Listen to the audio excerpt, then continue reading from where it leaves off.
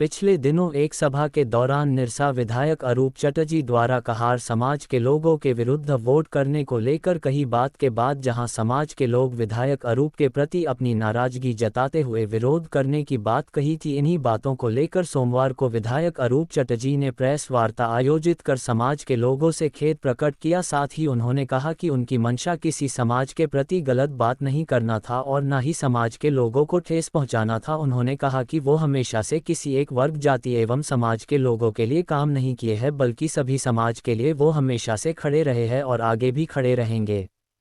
वहीं श्री चटर्जी ने समाज के लोगों से कहा कि उसके बाद भी अगर उनकी बातों से किसी को ठेस पहुंची हो तो वो उसके लिए क्षमा प्रार्थी है। इधर समाज के लोगों ने भी साफ किया कि वो हमेशा से उनके लिए खड़े रहे हैं और आगे भी खड़े रहेंगे। जो मध्य पंचायत का कालीमंडा सलीका का वस्तु स्थिति का ये था जो 11 तारीख को जो हम लोगों की मीटिंग हुई विस्थापन के खिलाफ, जो करीब 50 से 60 घर टूट रहे हैं, उसमें हमारी वक्तव्य में थी जो भाई जब लड़ाई होती है तो हम लोग सबको लेके लड़ाई लड़ते हैं। हम लोग आज 60 घर टूट रही है, किस समाज का किस जात का हमें पता नहीं, हमें तो 60 घरों को ही बसाने की हम ये प्लानिंग कर रहे हैं, जो कहीं भी सरकारी जमीन मिले तो प्लॉटिंग करके बेचे। जब केपीएस की क्वार्टर की लड़ाई हुई तो हम लोगों ने कभी पूछा नहीं जो भाई तुम किस जाति के हो, किस धर्म के हो।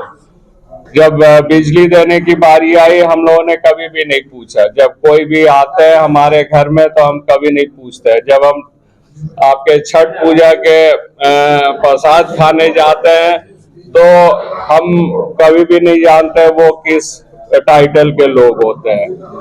लेकिन जब इलेक्शंस आती है तो लोग समाज को राजनीतिकरण करते हैं। जो एक समाज अगर हमारे साथ रहता है तो दूसरे समाज दूसरे तरफ रहता है। इस चीज का हमारी विरोध थी और वो एक चलती भाषा में जो भी हमने कहा वो किसी को दुख पहुंचाने के लिए नहीं है। और हमने यही कहा जो भाई हम कभी जाति की राजनीति नहीं किए, धर्म की राजनीति नहीं किए, हम लोग सबके साथ रहते हैं।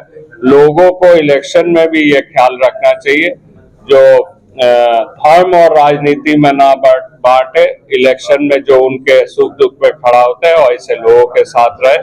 अगर हमारे वक्तव्य से किसी को खेद पहुंची है तो हम उसके लिए हम क्षमा प्रार्थी।